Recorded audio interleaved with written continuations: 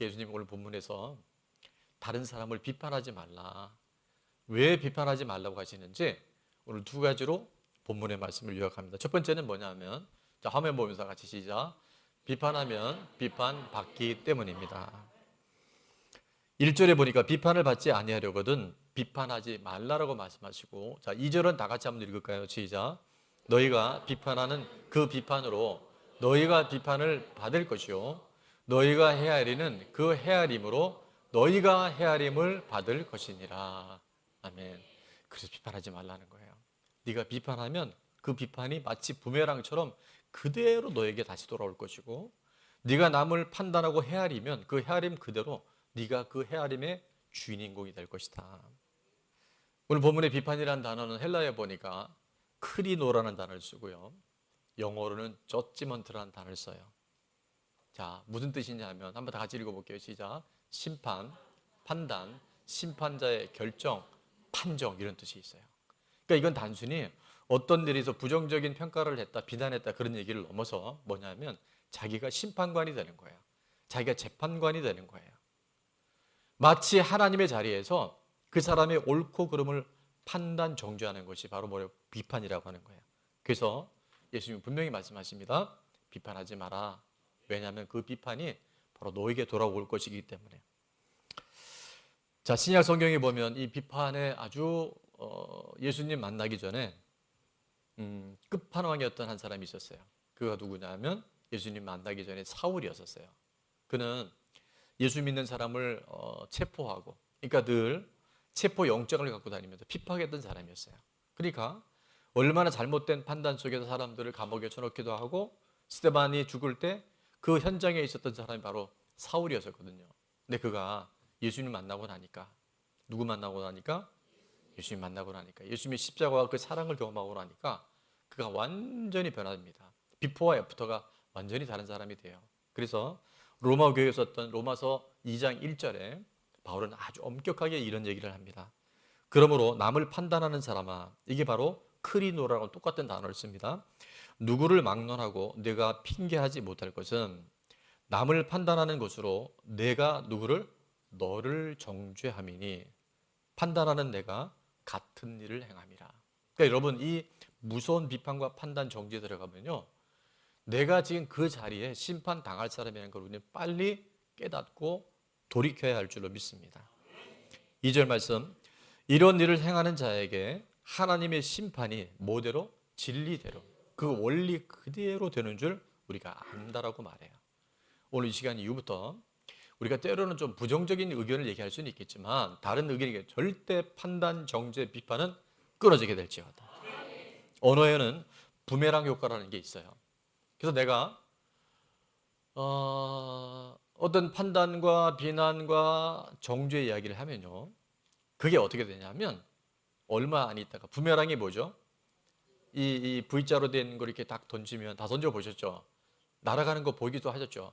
그게 갔다가 없어지는 게 다시 돌아와서 내 손에 올 때는 더 강한 힘이 들어올 수 있어요. 자, 그래서 절대 성경은 우리가 비판하지 마라, 판단하지 마라, 네 시각에서 정죄하지 마라, 주님 계속 말씀하시는 거예요. 저 사람이 문제야라고 우리가 손가락질할 때 있죠. 이렇게 손가락질 하면, 이거 하면 안 좋은 건데 한번 해봅시다. 우리 이렇게 손가락질 이렇게. 자, 그러면 이 손가락 하나는 뭐예요? 그 누군가를 하나에 지금 가고 있어요. 비판하고 정죄하고 있어요. 근데 더 중요한 거, 뭐 다 아는 얘기일 거예요. 나머지 손가락들은 어디를 향해요? 할렐루야, 잘 아시네요. 몇 개가 향해요? 예, 3개설, 4개설 다 있어요. 근데 제가 볼 때는 3.5개설이에요. 적어도요, 내가 남을 판단하면 나는 그 이상의 몇 배의 판단의 고리에 내가 걸릴 수 있어요. 분별하게 될지어다. 뇌가 모르는 3가지가 있는데요. 뇌가 모르는, 첫 번째는 뭐냐면 뇌는 주어를 모릅니다. 내가 누군가를 비난하면 뇌는요, 그게 나일 수 있다고 착각한다는 거예요. 그러니까 이게 성경적으로도 매우 유사하죠. 또 하나는 시제를 모릅니다. 시제는 뭐냐면 과거에 했던 일인데 그게 지금 나에게 그대로 적용될 수 있어요. 그래서 우리가요, 이 뇌의 기능을 알고 나면, 아하, 내 말 때문에 내가 이렇게 얽혔구나, 내 삶이 이 언어 때문에 이렇게 많이 힘들구나는 것을 우리가 깨닫게 된다는 거예요. 세 번째는 뭐냐? 현실과 가상의 세계를 뇌는 구분 못합니다. 생각한 것뿐이에요. 그냥 말한 것뿐이에요. 근데 그게 현실로 이루어질 때가 많아요. 오히려 그 사람에게 이루어지는 것이 아니라 내 삶에 지금 그런 일들이 일어날 수 있다는 것을 오늘 뇌를 통해서도 우리가 얼마든지 알게 된다는 거죠. 하나님이 우리 인간들을 향해서 맹세한다는 말을 잘 안 하시는데 그 12명의 정탐꾼이 가데스 바냐에서 약속의 땅을 40일 동안 정탐하고 난 다음에 그들이 10명의 정탐꾼의 이야기와 2명의 정탐꾼의 이야기를 듣고 하나님이 너무나 마음이 어려우셨던 것 같아요. 그러니까 그때 아마 하나님의 이 스트레스 지수가 엄청 낮았던 것 같아요. 그래서 내가 맹세한다라고 말씀하시면서 민수기 14장 28절은 이렇게 말씀하죠. 자, 다 같이 한번 읽습니다. 시작. 그들에게 이르기를 여호와의 말씀에 내 삶을 두고 맹세하노라. 너희 말이 내 귀에 들린 대로 내가 너희에게 행하리니. 지금 우리가 한 말 그대로 주님께서 들으시고 네가 말한 그대로 그것이 이루어질 것이다. 말을 잘해야 되겠어요? 말을 잘해야 되겠어요? 잘해야 됩니다. 분별해야 됩니다. 절대 판단하지 맙시다. 비판하지 맙시다. 그건 우리가 우리 스스로 무덤을 파는 길이에요. 개인이 불행해질 때, 가정의 위기가 올 때, 공동체가 와야 될 때 잘 보면 이 말 때문에 이런 일들이 사단이 일어나요. 비판이 들어가고 판단이 들어가면요 헤어날 길이 없어요. 그럼 너나 잘하세요. 끊임없이 우리가 끝간데 없이 이렇게 갈 수 있는 거예요. 부부간, 지체간 이 비판이 들어가게 되면요 사단이 틈탈 수 있습니다. 오늘 이 시간 이후에 판단의 영, 정죄의 영, 비판의 영은 예수님의 이름으로 끊어지게 될지어다. 자, 그래서 제가 이렇게 적어봤어요. 주여 판단하지 않게 하소서. 주여 비판하지 않게 하소서. 다만 우리가 분별해야 됩니다.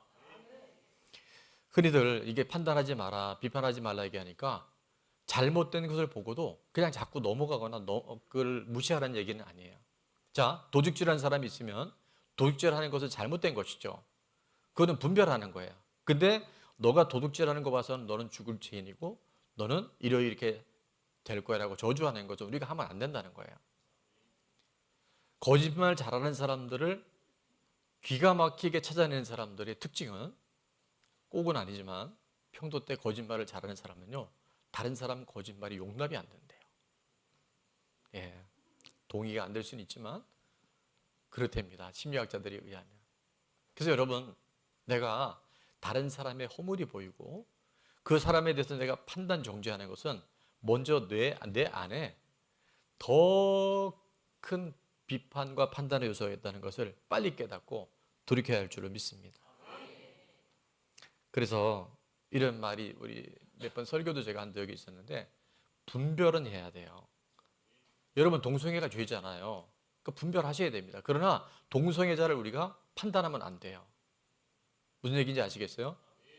동성애가 죄고 악이죠. 근데 하나님의 눈에서 정죄하면 안 된다는 거예요. 자, 우리가 화면을 보면서 읽습니다. 시작. 분별은 하되 판단하지 않아야 합니다. 이래요. 사단이 더 이상 틈 못 타요. 내 삶에 하나님의 더 거룩함이 주어지게 되는 줄을 믿습니다. 우리가 룻기서 강의를 한번 한 적이 있었는데요.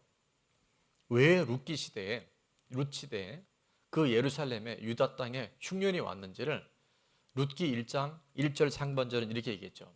사사들이 치리하던 때, 누가? 사사들에 의해서 치리된 그때에 유대 땅 베들레헴, 하나님의 자녀들이 살고 있는 그 땅에 흉년이 들었다라고 말씀하시는데 그 이유는 바로 전 구절인 사무엘 사사기 21장 25절에 보면 이렇게 기록을 하더라고요. 그때 이스라엘에 누가 없으므로? 왕이 없으므로 사람이 각기 자기의 뭐대로? 소견대로, 다 자기 생각대로, 자기 판단대로, 자기 보기에 옳은 대로 향한 거예요. 자, 내 생각을 주장하고 내 소견대로 살아가게 되면요 그 땅에 우리 인생에 우리 가정의 개인 안에 흉년이 옵니다. 하나님이 뭘 원하시는지 하나님의 뜻이 무엇인지를 분별하고 나면요 흉년의 땅이 하나님의 풍년의 땅으로 변화되게 될 줄을 믿습니다. 내가 보기에가 내 생각에가 하나님의 생각과 틀리면 언제나 하나님 생각 편에 설 수 있기를 축원합니다. 우리가 왜 자꾸 힘드냐 하면요, 내가 말이야, 내가 생각하기에 말이야, 내가 보기에는 말이야, 내 소견에는 말이야, 이런 말들이 자꾸 하나님이 보시고 하나님이 일하시는 것을 제한할 수 있다는 거예요. 그래서 뭐 하지 마라? 비판하지 말라는 거예요.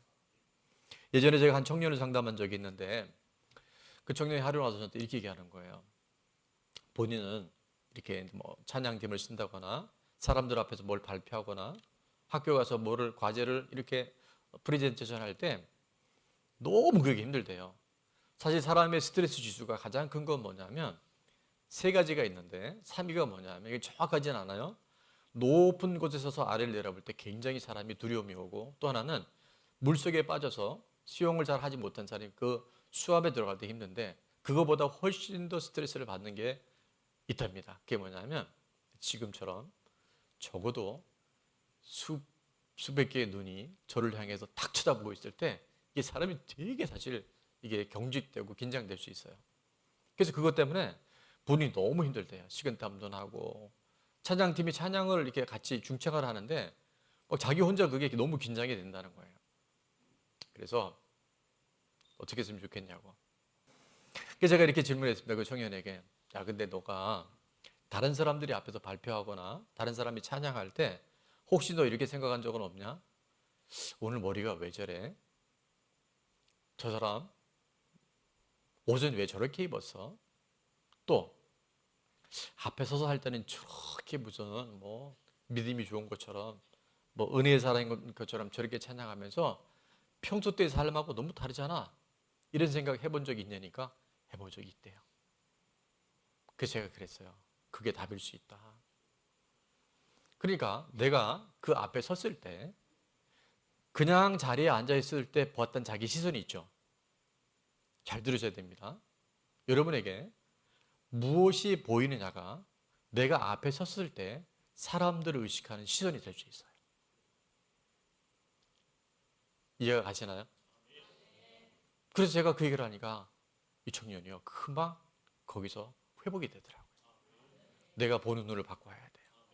내가 다른 사람 판단하고 다른 사람에 대해서 약점을 자꾸 드러내고 하게 되면요, 내가 그 자리에 섰을 때요, 여지없이 그 비난과 그 시선이 누가 그렇게 보는 게 아니에요. 자기 스스로가 거기 묶일 수 있다는 거예요.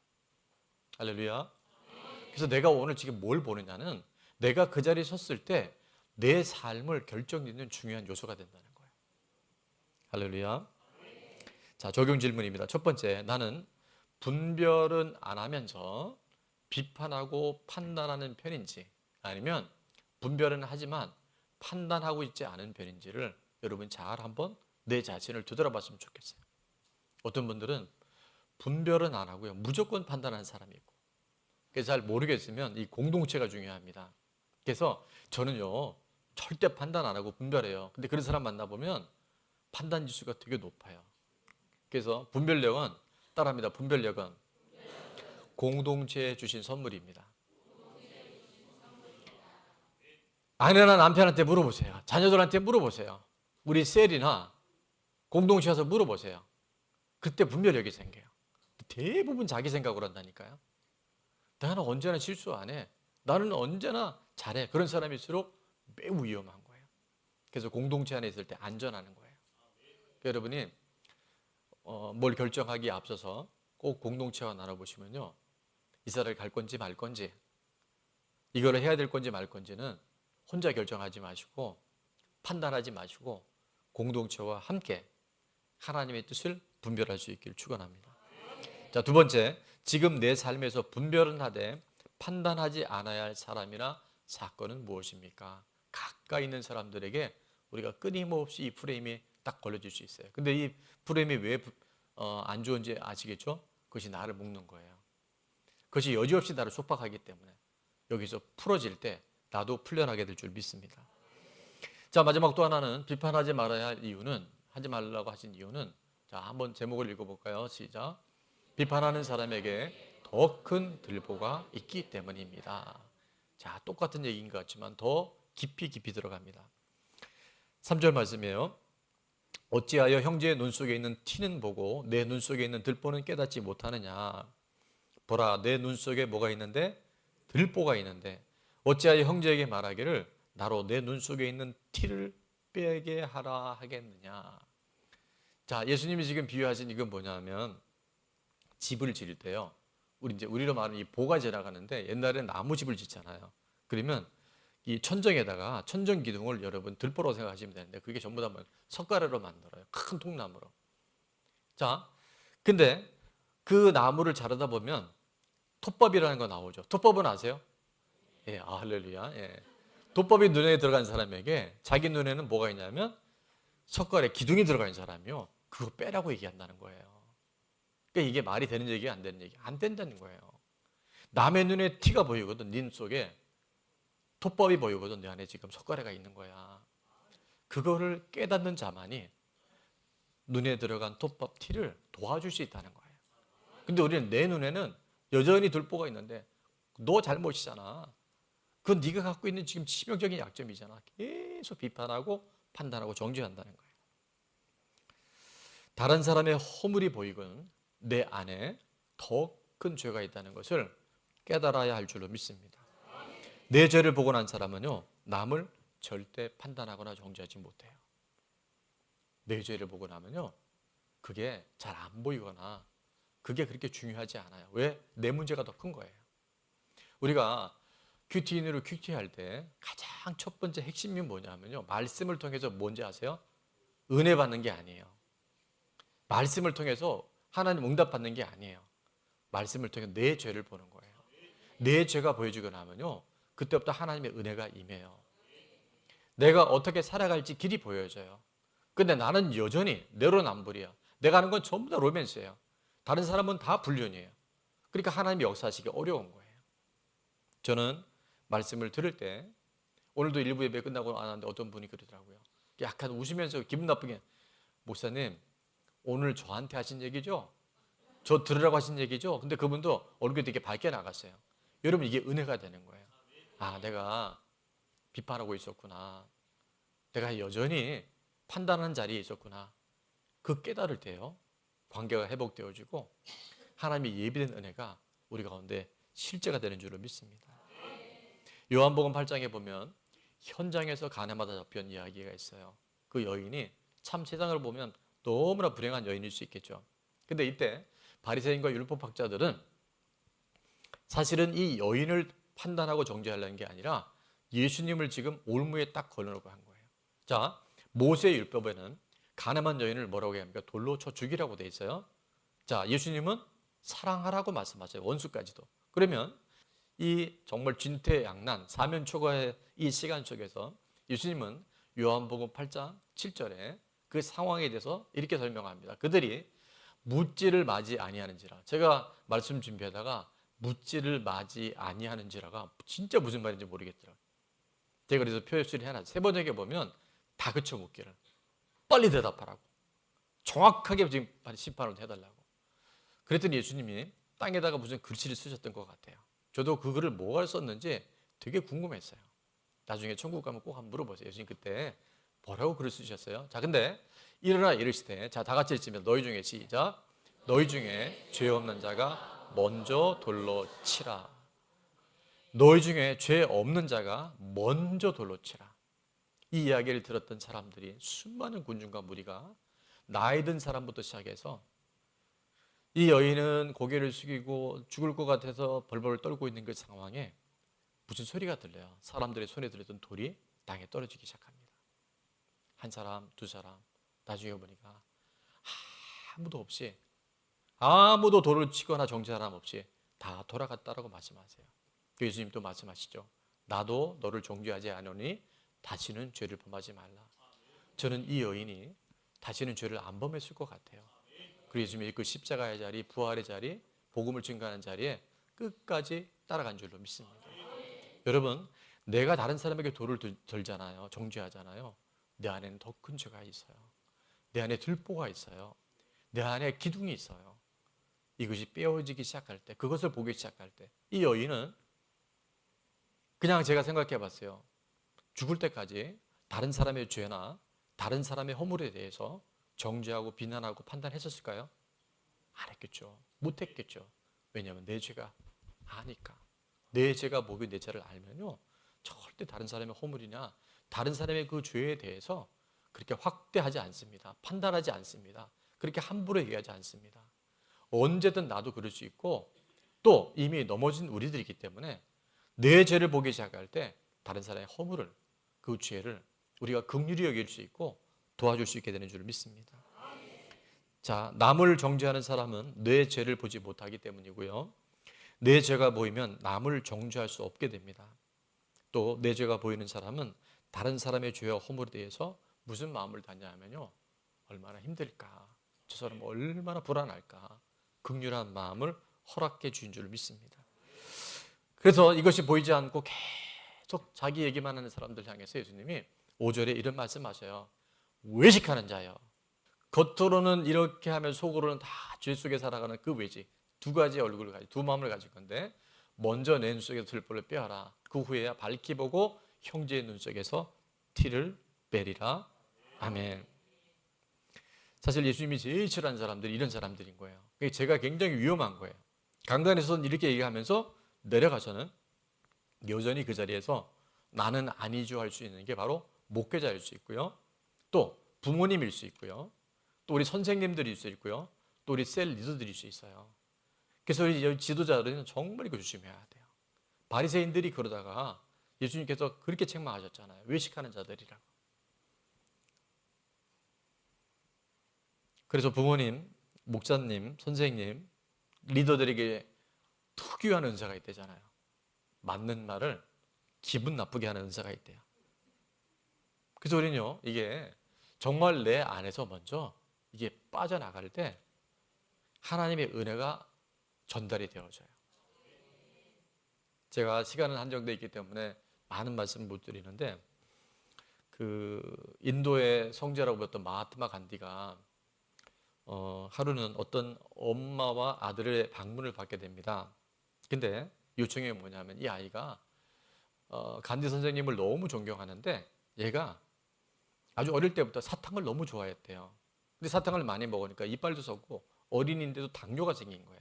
그래서 이 엄마가 마하트마 간디에게 와서 한마디만 해달라고 그랬어요. 선생님, 우리 아이가 선생님 너무 존경하는데 사탕 먹지 말라고 한마디만 해달라고.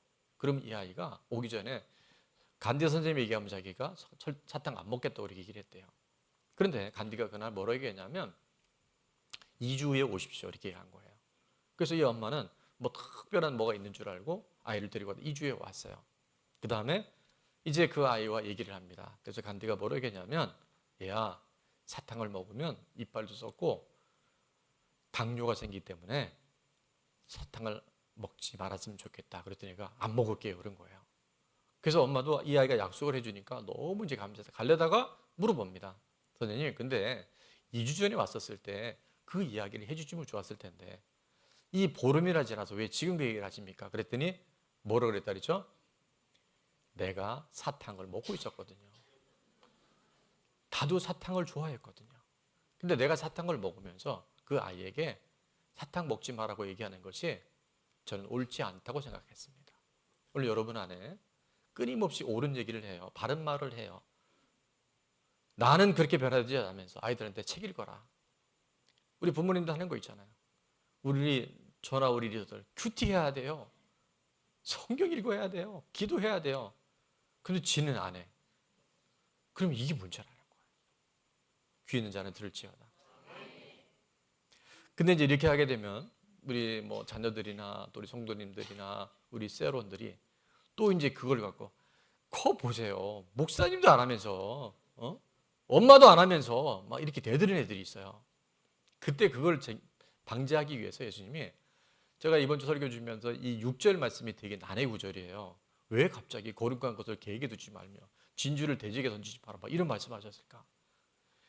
자, 이 말은 뭐냐면요, 이 비판하지 않은 말을 먼저 네 안에 들보를 빼고 티를 도와주라고 하는 이 말을 자기에게 적용하지 않고 이 튕겨나온 사람이 있단 말이에요. 그거 엄마가 잘해야 돼. 우리 리더들이 잘해야, 선생님이 잘해야 돼, 목사님이 잘해야 돼. 이런 사람들에게 이 얘기는 던져주지 마라. 줘봤자 밟힌다. 주석을 내가 다 찾아봤는데 설명을 잘 못해요. 근데 저는 그렇게 해석이 되더라고요. 귀 있는 자만 들을지어다. 아, 맞아. 이건 내가 지금 그렇게 살아야 된다고 말씀하시는 거야.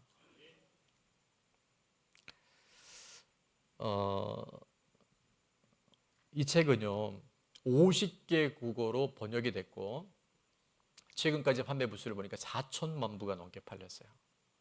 저도 진짜 이런 책 하나 써봤으면 좋겠는데 20세기에 가장 영향력 있는 경제 경영서 1위로 뽑힌 책입니다.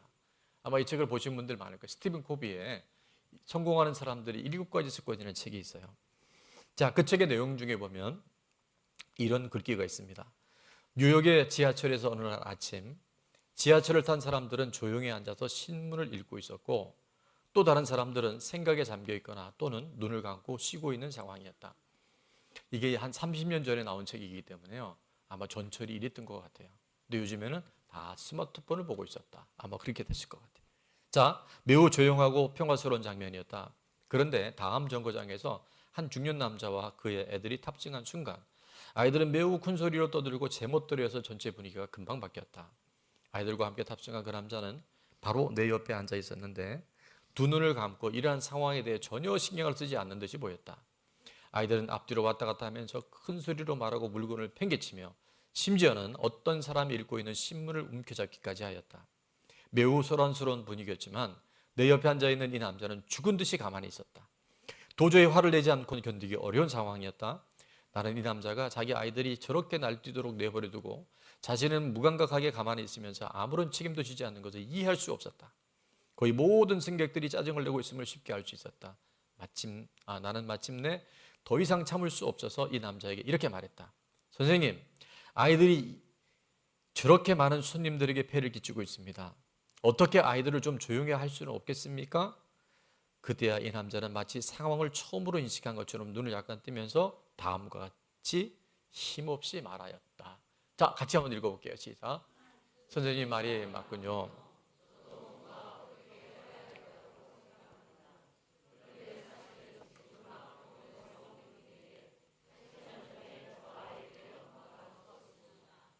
저는 앞이 캄캄해서 무엇을 어떻게 해야 할지, 아이들 역시 이 일을 어떻게 해야 될지 막막한 것 같습니다. 여러분, 좀 전에는 그렇게 극도의 분노 속에서 판단 정지하던 수많은 사람들이 어떻게 얘기해요? 방금 우리 아내가 병원에서 죽었습니다. 저도 우리 아이들도 선생님 말씀대로 어떻게 해야 될지 모르겠습니다. 글을 제가 계속 읽게. 여러분은 이 순간에 나의 심정이 어떠했는지 상상할 수 있는가?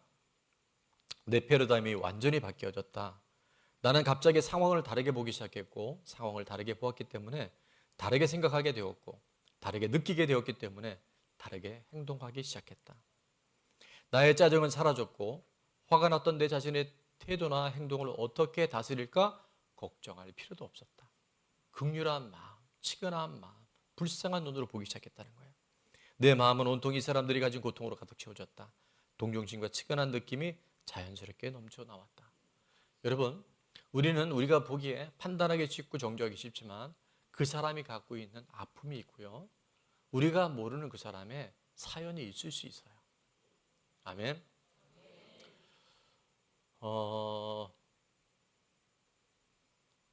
부부가 이렇게 굉장히 오손도손 잘 살다가 문제가 생겨서 갈등이 생깁니다. 그게 뭐냐면 남편이요. 저녁만 되면 방방에 다니는 불을 다 켜는 거예요. 그러니까 아내가 아니 당신 왜 좀 전기세도 오르는데 자꾸 불 켜냐고. 아껴야지, 절약해야지. 근데 남편은 자기도 잘 모르게 꼼꼼한 곳에 가면 불을 자꾸 켜놓는 거예요. 그러다가 상담을 받았습니다. 상담을 받아보니까 이 남편이 어릴 때 부모님이 장사를 하느라고 아마 외동이었던 것 같아요. 집에 혼자 있는데 너무 무섭고 힘드니까 이제 불을 켜놓으면 좋은데 또 가난해도 불도 잘 켜지 못했던 것 같아요. 그래서 성인이 되고 결혼을 했는데 저녁만 되면 밤이 오면 이 무서운 게 싫어서 방에 불을 다 킨 거예요. 그거를 알게 됐어요. 그래서 이 아내가 남편의 그 아픈 연약함을 알고 남편이 퇴근할 시간이 되면 방방에 불을 다 켜놓습니다. 그랬더니 어떤 변화인지 아세요? 남편이 집에 와서요, 방방에 있는 불을 다 끄더래요. 할렐루야. 우리가 모르는 그 사람의 상처가 있고 그 사람의 아픔이 있을 수 있어요. 판단 정죄는 하나님만 하시는 거예요. 잠언 6장 2절에 보면 이런 말씀이 있습니다. 내 입의 말로 내가 얽혔으며 내 입의 말로 인하여 잡히게 되었느니라. 우리가 모르는, 우리 눈으로는 판단할 수 없는 그런 일들이 있을 수 있어요. 주님, 그래서 우리가 판단하지 않게 하셔서 내 눈으로 정죄하지 않게 하셔서 이 말 때문에 우리 인생이 얽히고요, 붙잡히게 된다고 성경은 말씀하시잖아요. 두 종류의 말이 있습니다. 하나는 창조적인 말이 있고요, 파괴적인 말이 있어요. 살리는 말이 있고 죽이는 말이 있어요. 내가 말하기 전에 이 말이 살리는 말인지 창조적인 언어인지를 우리가 분별해 봤으면 좋겠어요. 우리 시간 이후에 파괴적인 말, 죽이는 말은 다 끊어지고 살리는 말, 창조적인 언어는 살아나게 될지어다. 말 한마디에 우리가 살아나기도 하고요, 죽이기도 합니다. 내 죄를 보고 나면 다른 사람의 허물을 우리가 비난하는 것이 아니라 도와줄 수 있게 됩니다. 남들이 한 얘기예요, 제가 한 얘기가 아니고. 그래서 저의 장점 중에 하나가 사람들과 친화력이 좋다고 얘기하더라고요. 물론 뭐 불편한 사람이 있을 수 있어요. 근데 그러나 왜 제가 그런 친화력이 좋다는 얘기를 어떻게 들었을까 생각해 보니까, 제가 사람들을 이렇게 만나면 비교적 좋은 점, 그 사람의 장점을 먼저 보는 것 같아요. 또 이렇게 노력하는 것 같아요. 그러다 보니까 아무래도 장점, 칭찬, 좋은 점을 얘기하다 보면, 잘한 걸 얘기하다 보면 관계가 좋아질 수 있잖아요. 그죠? 그래서 제가 이제 언어 생활에 대화할 때 꿀팁을 좀 드리려고 하는데, 첫 번째는 뭐냐면 플러스 마이너스는 플러스가 되고요, 마이너스 플러스는 마이너스가 됩니다.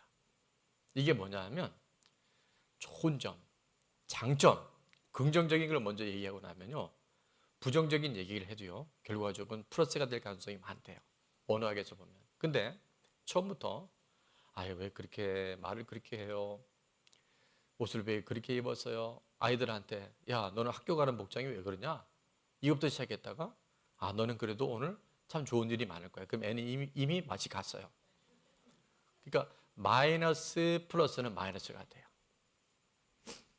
자, 같은 말을 해도 긍정의 말, 감사의 말, 칭찬의 말, 격려의 말이 먼저 나가면 긍정적이고 살리는 말이 되지만, 같은 말을 해도 부정적이고 부족하고 약점이 먼저 나가면 결국 부정의 말, 죽이는 말이 될 수 있어요. 그래서 이 말이요, 내가 이 말에 창조적인 능력이 있다니까요. 내 말 한마디가 파괴적인 능력이 있어요.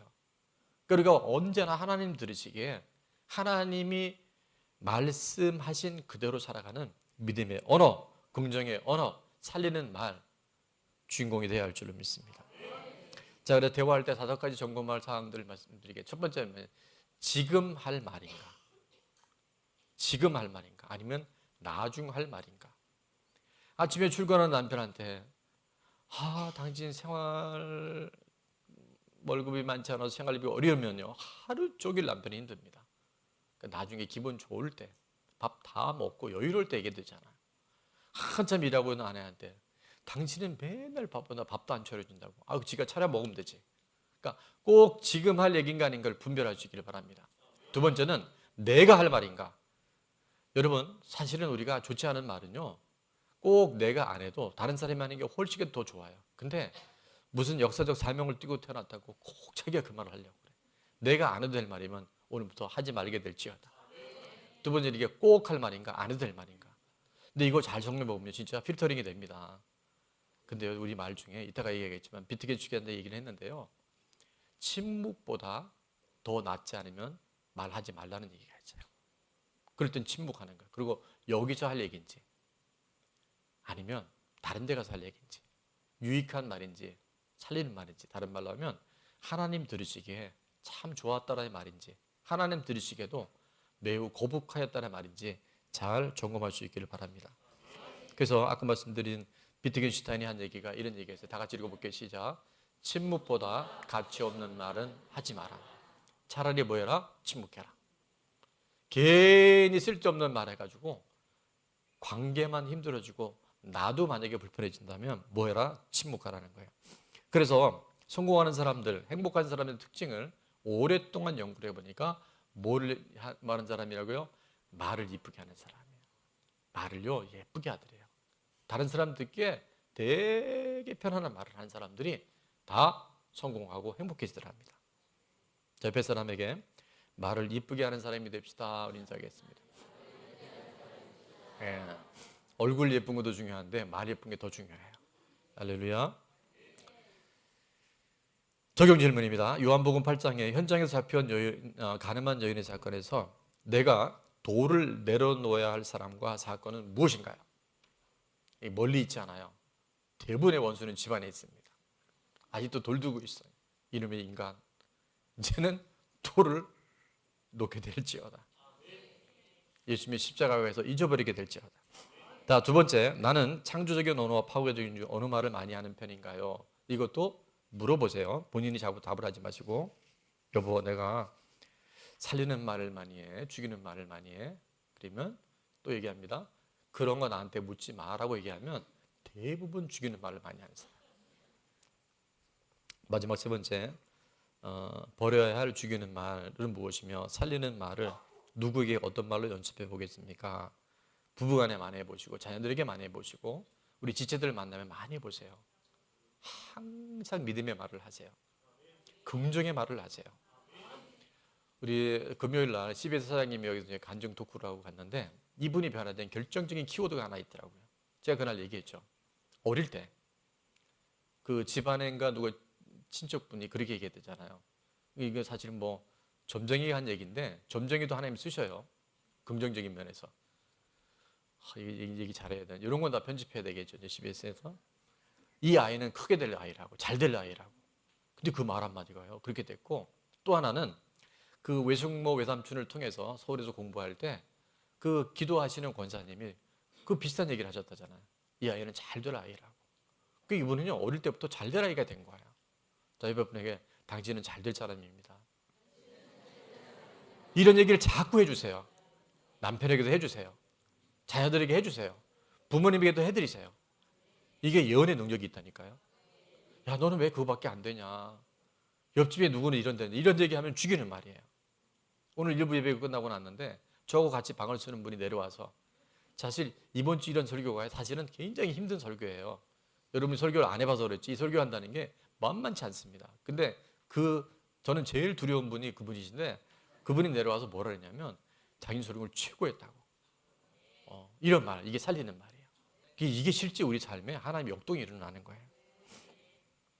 자, 비판하지 말라고 하신 이유는 첫 번째, 비판하면 비판하기 때문입니다. 두 번째, 비판하는 사람에게 더 큰 들보가 있게 됩니다.